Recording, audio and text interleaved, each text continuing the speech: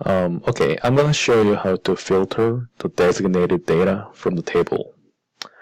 For example, I want to see the customer's information who from Miami. So to do this, click the customers from the table, and it's going to show the information of the customers. And click Advanced in Sort and Filter group. Click the Filter by Form, and in the city field, click the down arrow and select Miami.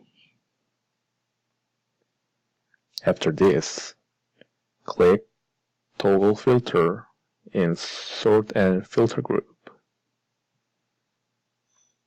Then it's going to show the data of customers who are only from Miami.